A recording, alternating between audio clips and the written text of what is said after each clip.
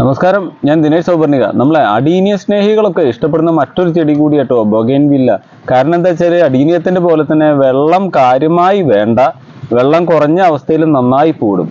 ഇത് lilac Formosa എന്ന് പറഞ്ഞിട്ടുള്ളൊരു പേരിലുള്ള ചെടിയാണ് കേട്ടോ. അത് മൂന്ന് ഇല അതിന്റെ സ്പ്ലിറ്റ് ചെയ്തിട്ട് ആ പൂവ് നിൽക്കുന്നതിന്റെ ആ ഭംഗിയാണ് ഇതിന്റെ പ്രത്യേക രീതിയിലാണ് അതിന്റെ ആ പൂക്കൾ നിൽക്കുന്നത് കേട്ടോ. അപ്പൊ ഈ നെറ്റിൽ സെർച്ച് ചെയ്താൽ കിട്ടും ലൈലാക് ഫോർമോസ ആണ്. ഇത് ഇപ്പോ നമ്മളുടെ ചെടിയിലെ ഇല എല്ലാം കൊഴിഞ്ഞ് മഴയിൽ കുറേയൊക്കെ കൊഴിഞ്ഞു പോയി. ബാക്കി രണ്ടാമത് പൊടിച്ചു വന്നത് നേരെ പൂവാ. അപ്പൊ ഈ ചട്ടി നിറഞ്ഞു നിൽക്കുന്ന ഈ ഭാഗം മുഴുവൻ, ഇവിടെ മാത്രം കുറച്ച് ഇലകളുണ്ട്, ചെറിയ ചെറിയ ഇലകൾ, അതിൻ്റെ ഇടയിൽ ഇപ്പൊ പൂവ് വരും. ഇത്രയും നിറഞ്ഞു നിൽക്കുന്ന ഈ പൂക്കളുള്ള ഈ ചെടി നമ്മളുടെ വളപ്രയോഗം തന്നെയാണ് കേട്ടോ അതിന്റെ പ്രധാന കാരണം. രണ്ടാമത്തെ വളപ്രയോഗത്തിനേക്കാൾ കൂടുതൽ ഞാൻ പറയുന്നത് സൂര്യപ്രകാശം.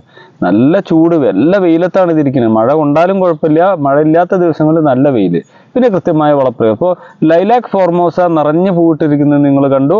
നിങ്ങളുടെ വീട്ടിൽ ഈ പ്ലാന്റ് ഉണ്ടെങ്കിൽ നിങ്ങളൊന്ന് കമന്റ് ചെയ്യുക.